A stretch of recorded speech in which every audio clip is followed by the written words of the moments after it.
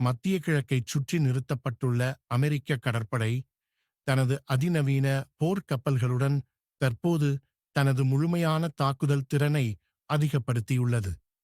மேலும் இன்னும் சில போர்க்கப்பல்களும் மத்திய கிழக்கை நோக்கி விரைந்து கொண்டுள்ளன.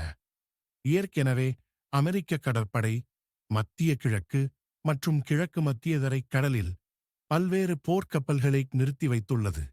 இந்த போர்க்கப்பல்கள் அந்த பகுதியில் நிகழும் பல்வேறு மோதல்கள் மற்றும் நெருக்கடிகளுக்கு பதிலளிக்க நிறுத்தி வைக்கப்பட்டுள்ளன என்று அமெரிக்கா கூறி வருகிறது. ஈரான் மற்றும் அதன் ஆதரவாளர்களால் இஸ்ரேல் மீது தாக்குதல் நடத்தப்படலாம் என்ற பலமான சாத்தியக்கூறு எழுந்துள்ள நிலையில் அமெரிக்க கடற்படை மத்திய கிழக்கிற்கு கூடுதல் படைகளை விரைவாக நகர்த்தி வருகிறது. ஹெஸ்புல்லா மற்றும் ஹமாஸ் தலைவர்களின் சமீபத்திய படுகொலைகளுக்கு பழிவாங்க ஈரானிய அதிகாரிகள் சூளுரைத்துள்ளனர். இந்த 2 படுகொலைகளையும் நிகழ்த்தியதாக இஸ்ரேல் மீது குற்றம் சாட்டப்பட்டுள்ளன. தெஹ்ரான் மற்றும் அதன் நட்பு அமைப்புகளிடமிருந்து எந்தவொரு பதிலடியும் மத்திய கிழக்கை அதிக வன்முறையில் மூழ்கடிக்கக்கூடும் என்ற அச்சங்களும் பதட்டங்களும் தொடர்ந்து வளர்ந்து வருகின்றன. ஈரான் இஸ்ரேல் மீது கடுமையான தாக்குதல் நடத்தக்கூடிய சாத்தியக்கூறை எதிர்கொள்ளும் வகையில் பென்டகன் மத்திய கிழக்கில் இஸ்ரேல் மற்றும் அமெரிக்க இராணுவ துருப்புக்களை பாதுகாக்க இந்த மாதம் பல இராணுவ தளவாடங்களை நிலைநிறுத்தியுள்ளது. மிக சமீபத்தில் ஞாயிறன்று பாதுகாப்புச் செயலர் லாய்ட் ஆஸ்டின் மத்திய கிழக்கிற்கு ஒரு நீர்மூழ்கிக் கப்பலை இயக்கியதுடன் அப்பிராந்தியத்திற்கான அதன் போக்குவரத்தை துரிதப்படுத்த ஒரு விமானந்தாங்கி தாக்குதல் குழுவுக்கு உத்தரவிட்டார். இந்த படைகள் நிலைக்கு வரும்போது அவை மத்திய கிழக்கு மற்றும் கிழக்கு மத்தியதரை கடலில் ஏற்கனவே பல்வேறு மோதல்கள் மற்றும் நெருக்கடிகளை எதிர்கொள்ளும் விதமாக நிலைநிறுத்தப்பட்டுள்ள பரந்த அளவிலான கடற்படை திறன்களுடன் சேரும். செவ்வாயன்று பிசினஸ் இன்சைடரிடம் பேசிய ஒரு அமெரிக்க பாதுகாப்பு அதிகாரியின் கூற்றுப்படி இவை ஏற்கனவே அப்பகுதியில் உள்ள அமெரிக்க போர்க்கப்பல்களுடன் இணைந்து கொள்வதற்காக அவை சென்று கொண்டிருக்கின்றன. இதன் மூலம் அமெரிக்க கடற்படை எதற்கும் பதிலளிக்க தயாராக உள்ளது என்று அவர் கூறினார். முதலாவதாக கிழக்கு மத்திய திரைக்கடல் பகுதியில் அமெரிக்காவின் wasp amphibious ready group June மாதம் நிலைநிறுத்தப்பட்டது மற்றும் தற்போது கிழக்கு மத்தியதரை கடலில் செயல்பட்டு வருகிறது. இது அமெரிக்க ஐரோப்பிய கட்டளை அல்லது EUCOM இன் கீழ் வருகிறது. இஸ்ரேலுக்கும் லெபனானை தளமாக கொண்ட ஹெஸ்பொல்லாவிற்கும் இடையே அதிகரித்து வரும் பதட்டத்திலிருந்து இஸ்ரேலை பாதுகாக்கும் நோக்கத்தில் அமெரிக்கா தனது கப்பல்களை நகர்த்தியும் நிலைநிறுத்தியும் உள்ளது.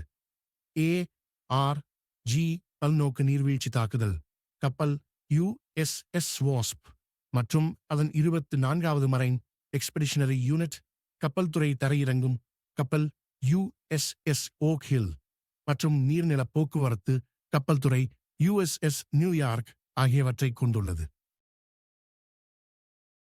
கூடுதலாக USS புல்க்லி மற்றும் USS ரூஸ்வெல்ட் ஆகிய 2 நாசகாரி கப்பல்கள் பல வாரங்களாக இப்பகுதியில் உள்ளன. மூன்றாவது நாசகாரி கப்பலான USS லபூன் கிரேக்க தீவான கிரீட்டில் பல தசாப்தங்கள் பழமையான முன்னோக்கி செயல்படும் நிலையமான ஷவுடா விரிகுடாவில் துறைமுகத்தில் உள்ளது. வணிக கப்பல் பாதைகள் மீதான ஹவுதி தாக்குதல்களுக்கு அமெரிக்க பதிலடியின் ஒரு பகுதியாக ஏமன் கடற்கரையில் லபூன் பல மாதங்கள் நிறுத்தப்பட்டிருந்தது.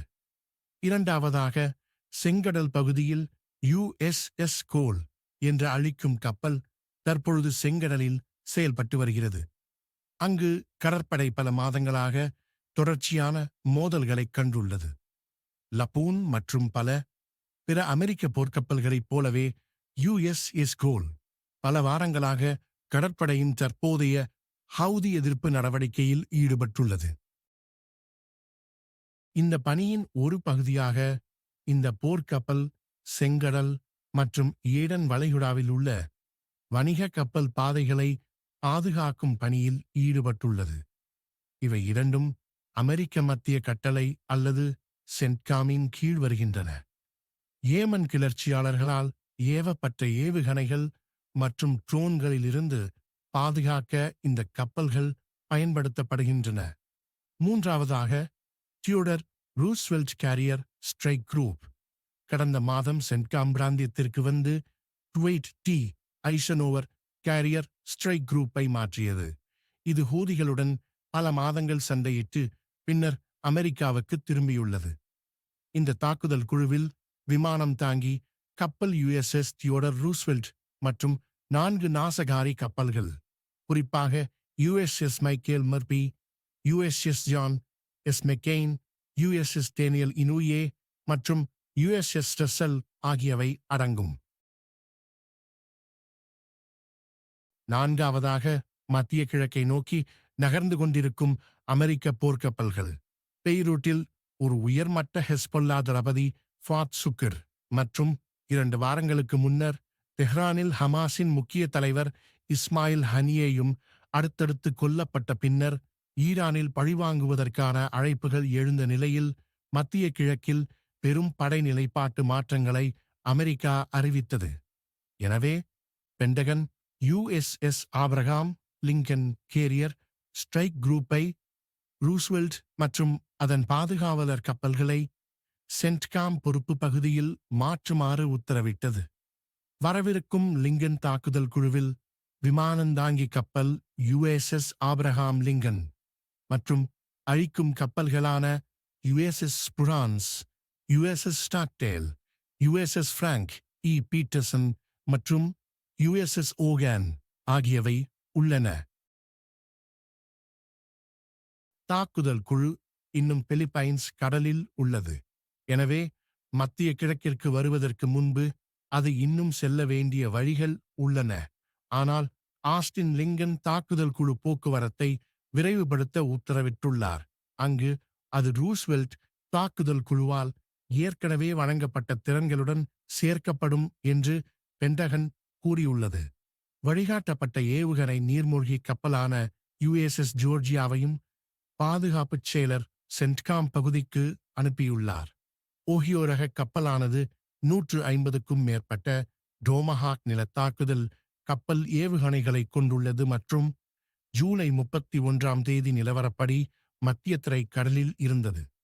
செவ்வாய்க்கிழமை நிலவரப்படி ஏவுகணை நீர்மூழ்கி கப்பல் இன்னும் சென்ட்காம் பிராந்தியத்திற்கு வரவில்லை என்று பென்டகன் பத்திரிகை செயலாளர் விமானப்படை மேஜர் ஜெனரல் டாட் ரைட்டர் செய்தியாளர்களிடம் தெரிவித்தார். இவை அனைத்தையும் மனதில் கொண்டு ஈரான் தனது புறத்திலிருந்து தனது தாக்குதல் மற்றும் பாதுகாப்பு திறனை தேவையான அளவு வளர்த்து கொண்டு தனது தாக்குதலை உறுதியாகத் தொடுக்கும் என்றும் எதிர்பார்க்கப்படுகிறது.